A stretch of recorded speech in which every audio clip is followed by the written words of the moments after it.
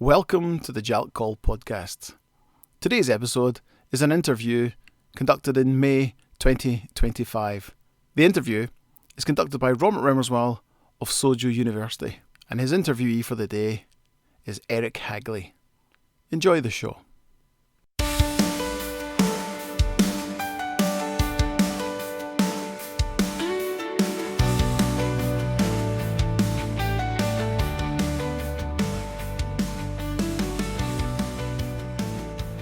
All right, hello and welcome to the JALTCALL podcast.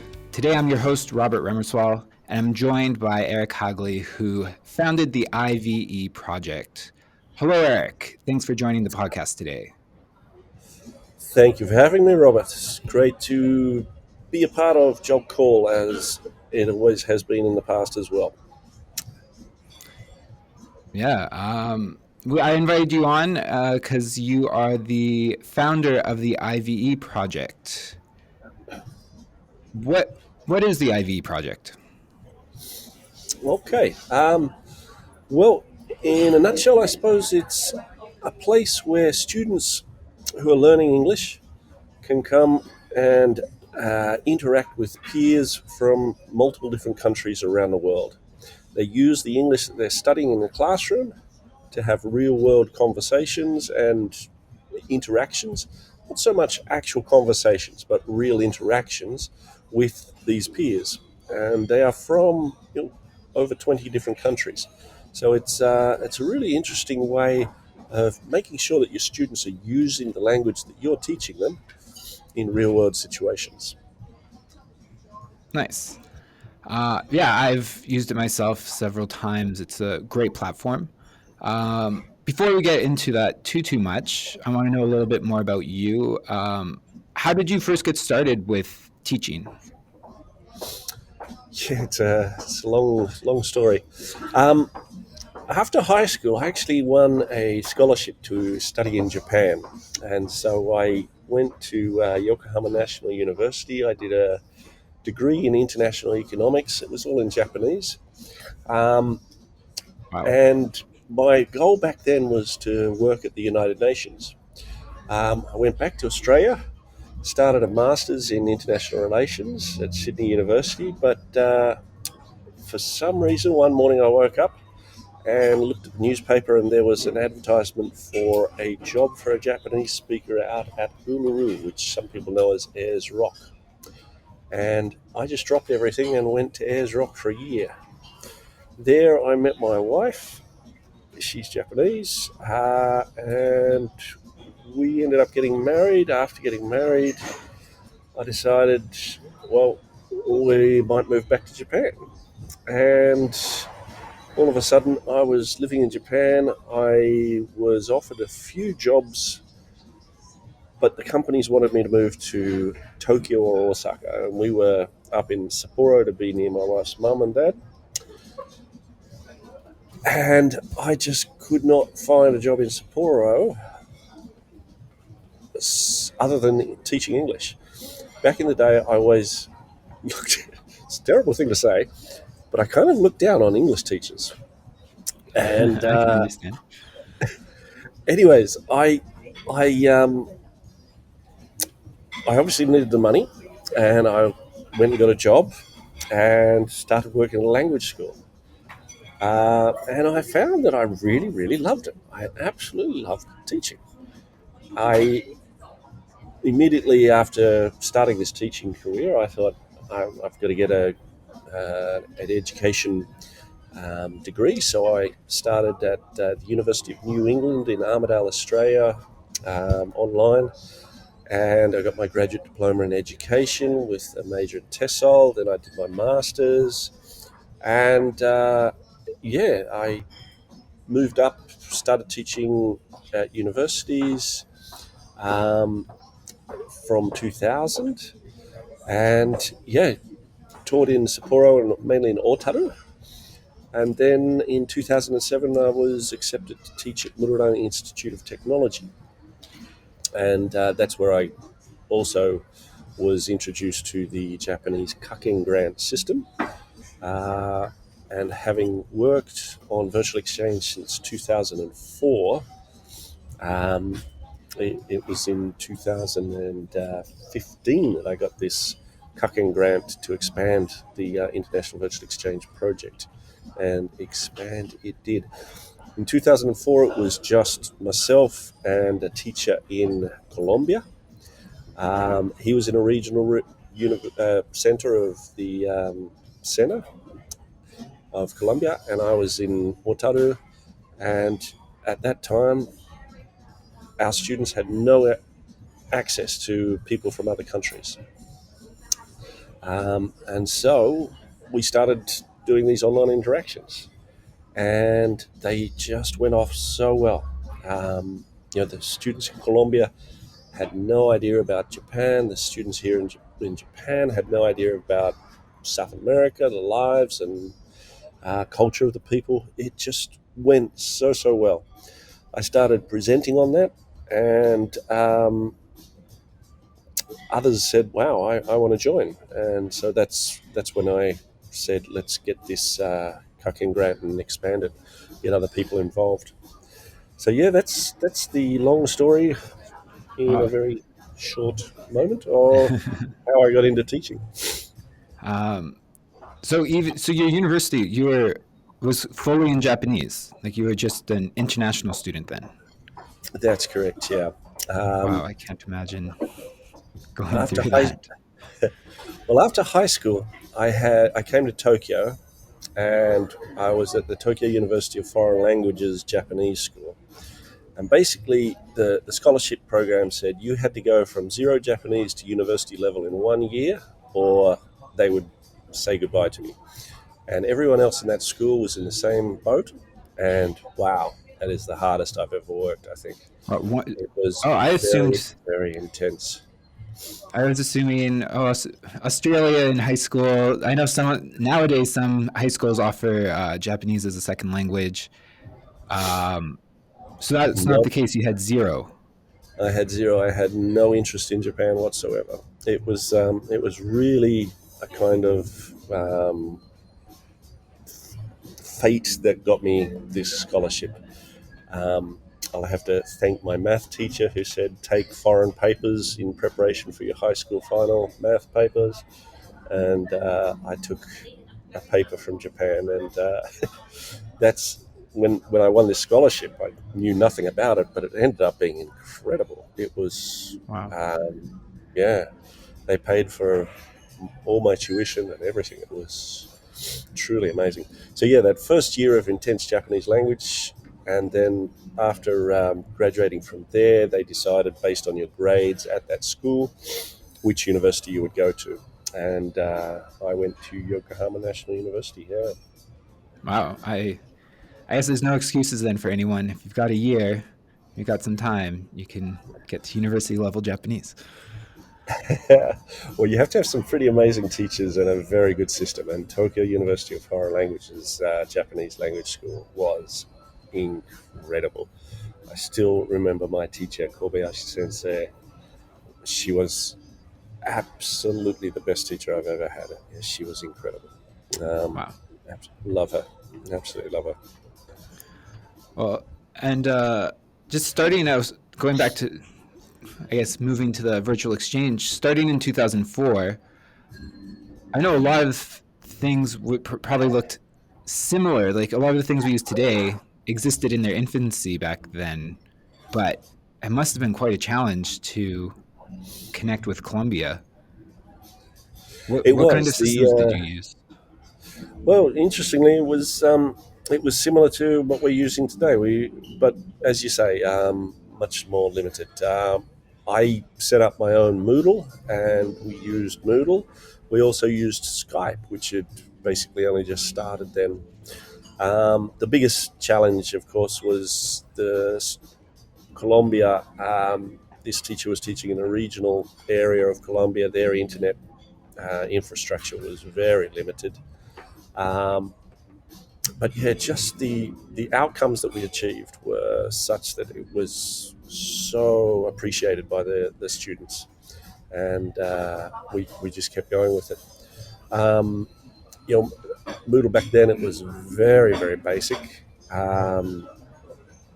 It was It had nothing like what we've got now, but it was a good platform. It was a solid platform, and easy to access and easy to make it do what you wanted to do, and that was the beauty of it. Well, so you started with that one school, that one-on-one connection. Today, how many schools, how many teachers are involved with the IVE? Okay, well, since 2015, we've had over 700 teachers involved. Last year, we had about 280 in the Wow. 2 iterations.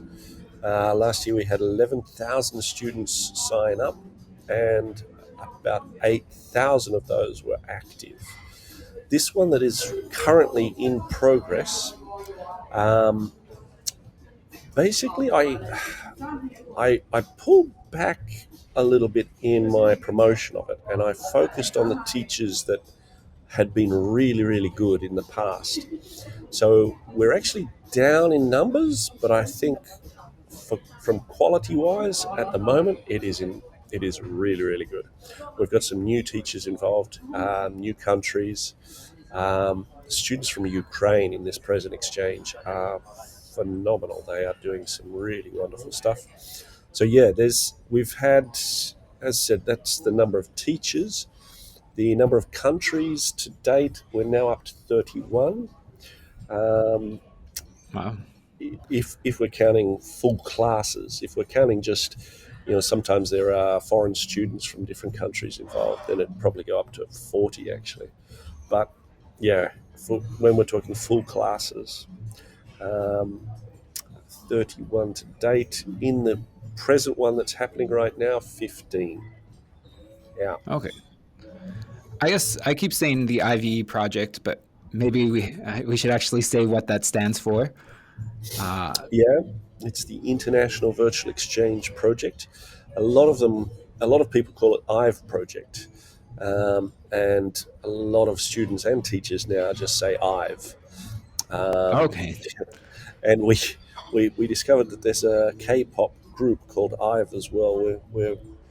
We should perhaps contact them to see if they want to be our group. Yeah. Maybe Yeah, they can do a guest appearance sounds practicing good. English. Yes. So I guess as it's grown, are you managing all of this by yourself? Look, I have an amazing team. Over the years, various different people have helped out, and obviously the teachers are the absolute core of the project. But the people who have been absolutely instrumental in making this become even bigger and better, number one, Adam Jenkins, just an absolutely wonderful person, and someone who really knows his stuff. Andrew Johnson from Future University in Hakodate, Matt Cotter up in Hokusei University in Sapporo. Julia Tunce in Turkey has been very good as well, bringing particularly the pre-service teachers, getting them focused and working on projects. So but yeah, there've been a lot of other people, but I suppose those 3 or 4 have been the real instrumental ones. Yeah, and obviously I do a fair bit of work on it as well. Yeah. I mean, it makes sense that it would be a lot of work for just one person to manage everything with going through 31 countries, over 11,000 students. Even just that team, it doesn't really seem big enough to manage all of that. But I Well, guess, we've got some really good systems in place, and they work. So, but you have to understand it's the teachers that are really the people who are running this, and it's the beauty. I'm presenting at PanSig this coming weekend, and that one of the themes is autonomy, and the IVE project really come to my presentation, and you'll hear about this. But yeah, autonomy. The teachers can do so much with this. we don't say you have to do this. We say you bring your best game to the project, and we'll help you, make it even better. And that's the beauty of the project. Teachers and students can do what they want in there. So, the problem, probably the biggest problem we have is when the teacher just puts their students in and says, "Oh, they'll be fine." It's not that. The teacher has to bring a focus and bring their A game to this project, and it rocks when they do that. Yeah, I guess. So for people who don't know what the IVE project does, it's more than just a connection. Like Moodle, it's based on Moodle, which is a great platform, a great learning management system.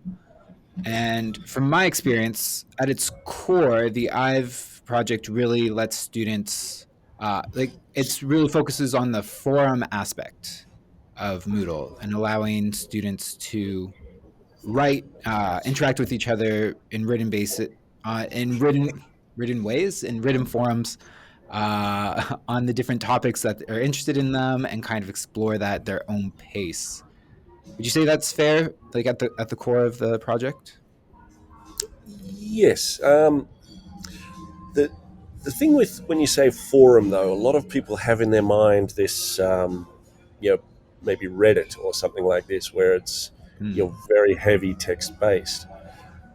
We've generated a few new tools within Moodle and really pushed the multimedia side of it. So the forums, I would say, in the previous iteration, we've only just finished week one of this one, but in the previous iteration, I would say, close to 70-80% of the forum posts or replies that students put up involved multimedia of some sort, whether that was YouTube links or Instagram, all the social network systems that come in, and also student generated content where students create a video or create audio of themselves talking and interacting sometimes with each other, and then posting that and getting interaction and replies and learn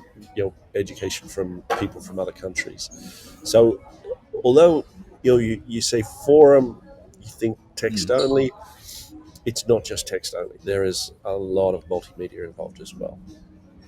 So, with that, what kind of students is this aimed for? Like, can any level join, or should they have a certain CFER level before a teacher considers this kind of exchange?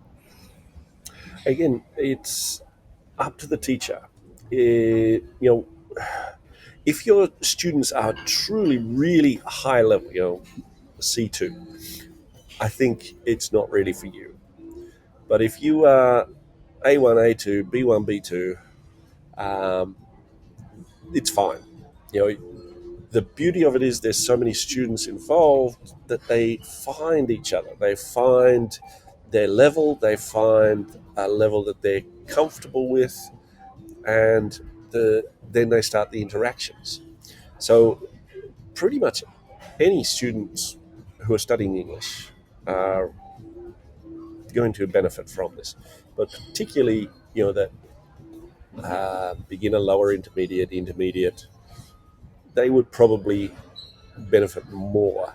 We do have an advanced forum where we encourage students who are more advanced to interact, and that is going off quite well. In the last iteration, we also started a new forum with pose a problem or complete a task, and that was amazing. That was towards the end, and students really pushed themselves to expand on the English repertoire there. It was really powerful. Some of the stuff that came out. A student, just one example, in Colombia, whose village was having problems with water,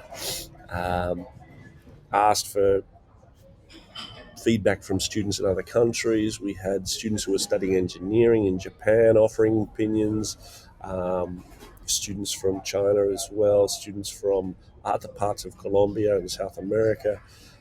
Just really fascinating what was happening in that just one single exchange. But yeah, there's lots happening, and I would say now and going into the future, we would even the C1, C2 kind of level, they would gain a lot because we are getting more and more high level students in there as well.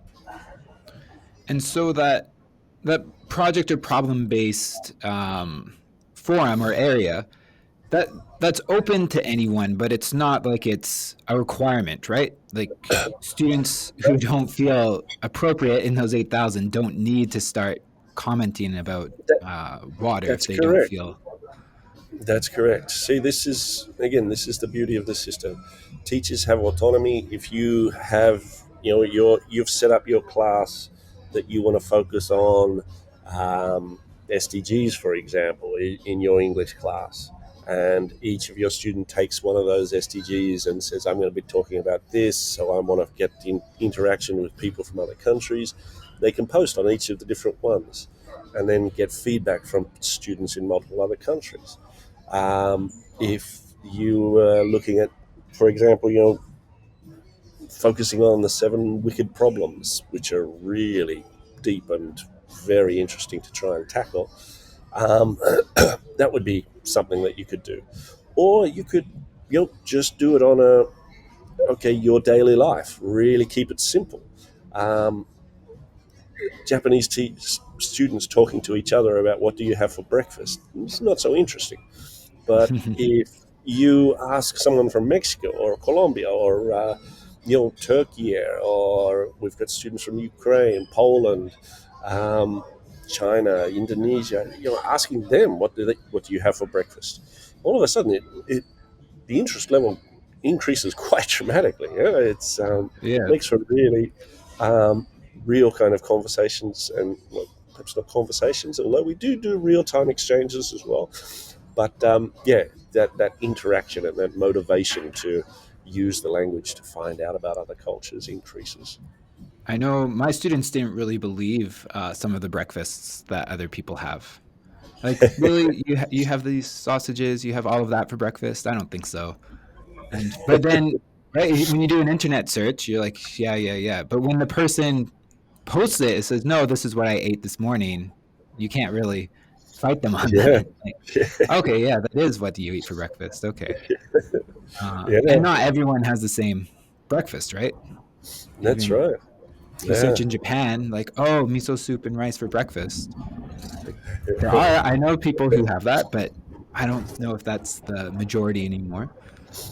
no, no, perhaps not. Perhaps not. Bread, no, the Western influence. I don't know. It's not so good, but yeah, but it really is fascinating, and this is the beauty of the project. You can set it as a teacher to the level of your students. Oh, and you mentioned before that the teachers, it's very important, like their involvement and how they interact or what they assign to their students is very important. I'm sure now that AI is really getting into the mainstream, do you find that it's becoming even more important that teachers are looking for interaction and not just like a word count or something like that? Yeah, yeah. The AI, the genie is out of the bottle. Look, AI is obviously having an enormous effect on education, and yet I still feel that the crux of English education has to be the use of the language to interact with real people. I Yes. read a paper recently that a Chinese professor was saying his students interacted better and had better language outcomes through interactions with AI, and it saddened me. It saddened me that that research was being done, but it also saddened me to think that they didn't have an opportunity to really interact with people from other countries, and when you do that, your view of the world changes dramatically. I absolutely love this project because I get out of it the same as the students. I see the students interacting, and I see the connections being made and the learning that's happening, and it is really fulfilling. Um, but AI is having an effect. When it first started to go mainstream, probably the year before last, not as big. Last year it was huge. All Yeah. of a sudden the interactions that were happening, the level of English was, it just went from, previously you saw the mistakes, there were plenty of them. That was fine. There was still communication happening. Brilliant. Last year, almost no mistakes. The level of English through the roof. Now you kind of hope that the teachers are telling their students, okay, why are you doing this? Is this helping you? What prompts are you using to get that kind of language that you're using? Um, these are these are really important questions that teachers need to be asking. And when you're interacting with people from other countries, are you using AI as a crutch, or are you using it to interact? If you're using AI to interact with another person, I'm hoping that teachers are saying, guys, that's rude. It's not nice. Would you like them to be doing that to you? And this is something that we've introduced in this project. Adam Jenkins, who's again instrumental in starting this pre-flight, is what he called it, Oh, and what we've used. And we get we've made a forum on, okay, the use of AI in the exchange, and what we kind of hope teachers and students are thinking about when they use it. Ethical use of AI is really important, and I think crafting a reply to someone that you're interacting with from another country and just using AI totally, it's unethical. It's not good. Um, yeah. yeah. Like, I personally see AI as a way. Like, I don't mind if students are using it to practice their English, or even that study that says they interacted better with AI. Um, that's fine, except they're only interacting with AI for the sake of being able to interact with a human, right? So if it doesn't actually help them interact with humans at the end, but they can speak English well with the computer, I don't think that's really an accomplishment. But if that practice led to improved human interactions, that's something that would be interesting. Because at the end of the day, why are you speaking to AI in a second language? It speaks your language. If the Yeah, goal is just yeah. improved AI interaction. There's so many things. There's so many things involved with AI, but talking with another human being, yes, but talking with another human being from another culture, country, that's also something that actually is really important. The Keidanden in Japan, I think it was 2017, for the first time, they moved intercultural competence above English language ability as an ability that they want students to have after completing um, tertiary education. So that's a huge shift in the way that businesses are thinking about it as well. Um, you know, how do you increase someone's intercultural competence in a country like Japan that doesn't have? I suppose recently there are more and more foreigners, tourists, but within society, is it a society that has these real interactions with people from other countries and cultures? Still, not so much. Perhaps in the big cities, yes. In regional areas, no. So getting that and becoming intercultural competent, virtual exchange is a great way that can happen. Yeah, definitely. So if a teacher wants to get involved, let's say, so this semester is already starting. If they're thinking next semester, I'm interested in doing a virtual exchange, what should they do? Well, obviously go to the website, IVE Project. It's just .org, and have a look. There's a Q&A, an FAQ there. There's a list of the research publications on the IVE Project. It also tells you how you do it. Basically, it's send me an email just stating who you are, where you work. I generally, almost all cases, unless I've been introduced to someone already, anyone who says I want to participate, I do a check on them. Sometimes I've even called the university to check that they are actually working there. Privacy and these kind of things are essential in this project, and we take them very seriously. We feel that we are GDPR compliant, and it's really important. Send me an email with all your information so that I can do that check. When that check has been done, I reply. It's usually within 24 hours, and then the invite goes out. We have 2 per year at this stage. We're thinking of going to 3. We've been saying that for a couple of years now. Still hasn't happened, but the Japanese academic year is very strange and it doesn't work well with other countries. But I really want Japanese students involved in any exchange that happens. But yeah, so the 2 exchanges usually start either the last week of April or the first week of May and go through to June, the end of June. They're 8 weeks in length. The call for participants goes to teachers usually in early February. The teachers that want to sign up do so. In March, we start on workshops and giving information, particularly to new teachers.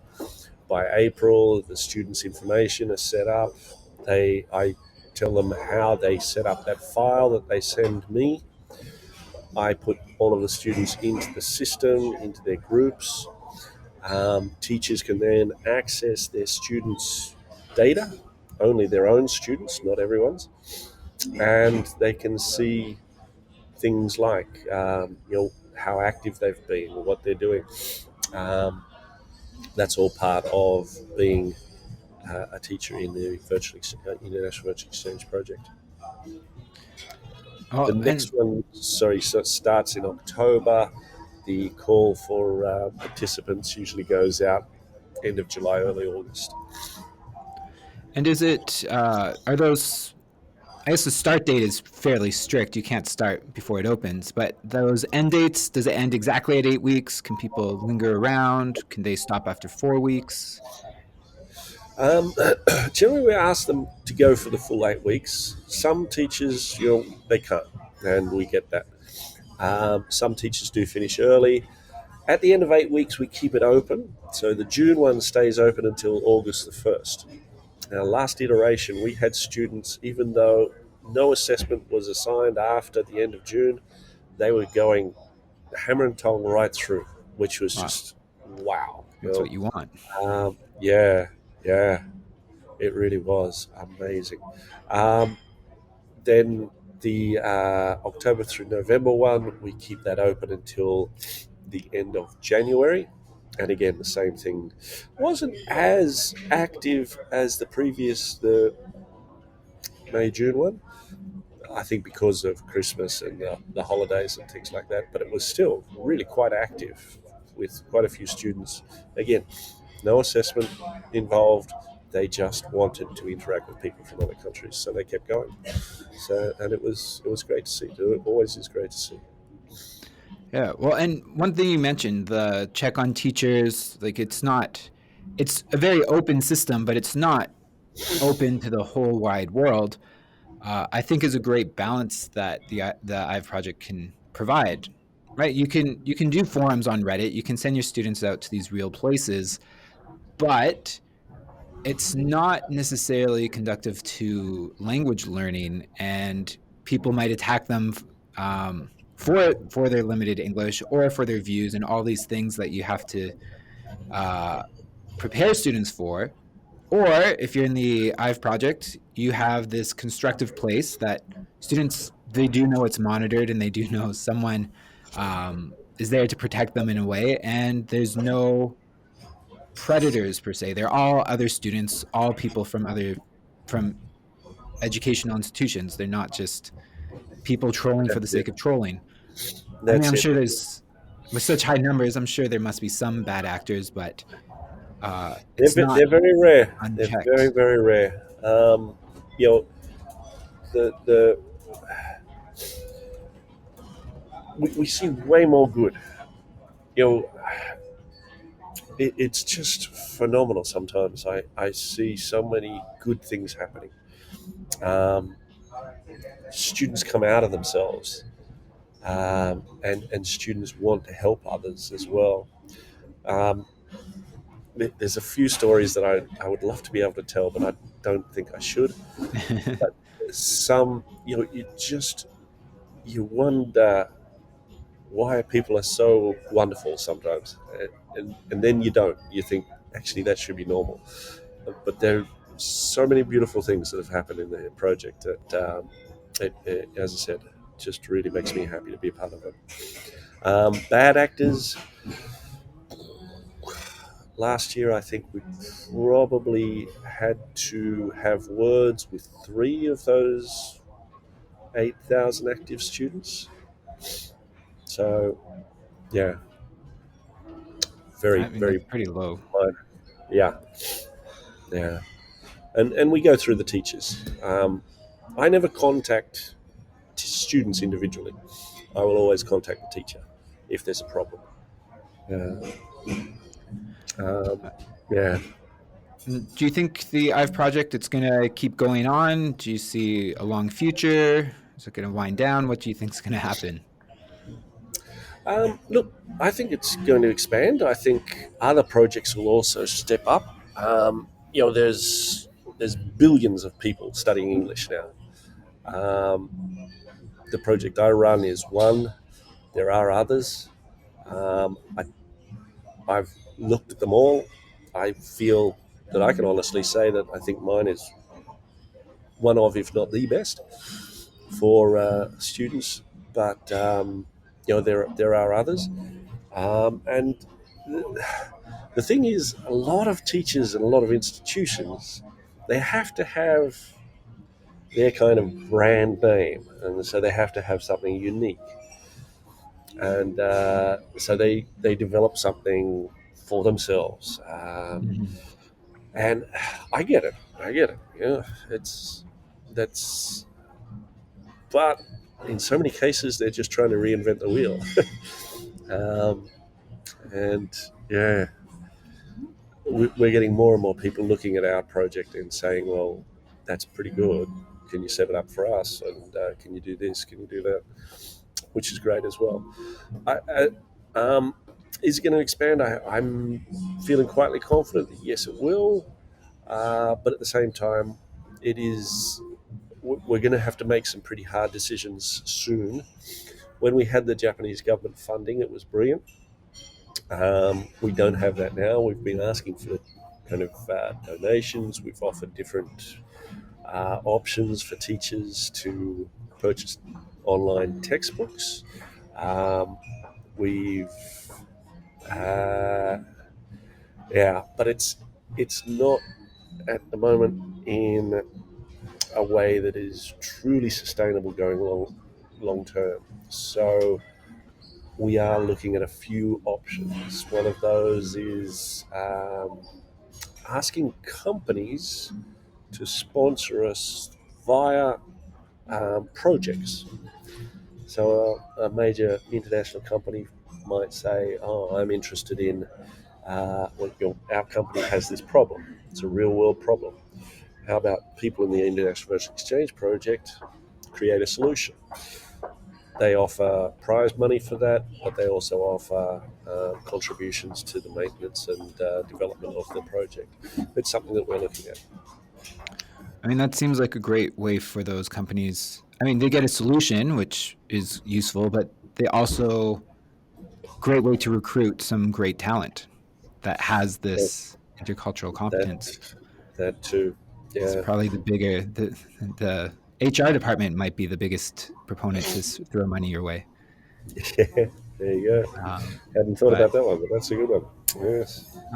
so I guess just to clarify for people, so right now the IVE project, it's teachers can join for free, and there's kind of you can get access to more reports or greater information through a tiered system. That's Uh, correct. Yeah, so it's basically free, and we want to keep it free because we have students from countries that really can't afford it. I did a presentation for teachers in Sudan, and last year we had a number of students from Sudan participate. Now, these are people who are students who can't go to school because their schools are destroyed. 90% wow. of schools and tertiary institutions in Sudan have been destroyed. There's no infrastructure. The teachers are going from tent to tent trying to get students involved. They still have limited access to the internet, though, and some of these students were amazing. We had a real time call with a student in Sudan last year, and it was phenomenal. This guy was sitting in a tent, you know, and had clay pots and things like this, and he was just so appreciative and glad that he was being able to interact with people from other countries because he was having a tough life. It is a terrible Wow. situation. It's kind of Yeah, crazy to think about. Like I've been reading papers where people suggest, oh, technology is ubiquitous now, and these types of exchanges, just let the students figure out. Like, there's so many different ways to do it, and they'll just figure it out. It's like, yes, except when they can't, except when they need a specific program that can manage limited bandwidth, or yeah, uh, they don't have like the not everyone has the same opportunities. It's not always so black and white. yeah. But the other thing is, the students can use, okay, let the students work it out. Okay, how are you going to assess that? You know, Yeah. how are you going to assess that? Because you can't get access to their social networks. You can't, you can say, send me a screenshot of what you did, and then you've got to, you know, try and get all the words and data out and try and put it. The International Virtual Exchange Project has some amazing tools to help teachers really understand what their students are doing. And that's the other real beauty of the International Virtual Exchange Project. Engagement level metrics, all these different reports that we can give teachers. It's amazing, it really is. And I know I'm very excited to bring my students onto the project next semester, and hopefully figure out a way to get a little bit more live synchronous video calls for my students and others to join in on. But the other thing I'm very excited for, which, well, I don't know, I saw it on your website. I'm not sure at what stage it's in, but is it true there's an IVE Project conference being planned right now? There is. We're hoping to have it later this year. Um, we we've got to put a little bit more effort into that. It's been pretty crazy over the last couple of months. The those four people that I mentioned, who are the main contributors to the administration of the IVE project, and myself included, have had many things happen in their lives, and just getting the project up and running is a pretty big thing. But yeah, organising that conference it's on the agenda for after this Pan Sig conference. So I've got to get that Okay. going. Yes. Is that going to be online, in person, hybrid? It will be online. It will be online. We'd love to have it in person, but you know, a lot of the teachers in the IVE project are not wealthy people, and they probably wouldn't be able to get funding to travel for such a project, for such a conference. So online is the way to go. Who knows? Sometime in the future, it would be great. Um, One of the things I'd love to do is, if we get this money coming in, I would love to have a top teacher conference where we pay the teachers to come and meet up together, and that would be an amazing thing. Yeah. I'd love to meet some of these people. Yeah, thank you so much, Eric. It was great learning about a little bit of the history of the IVE project and what's going on right now. I know I've learned a lot, and hopefully our listeners have as well. So thank you very much. It's really been a joy having a chat with you as well. I love your work, and let's keep it up.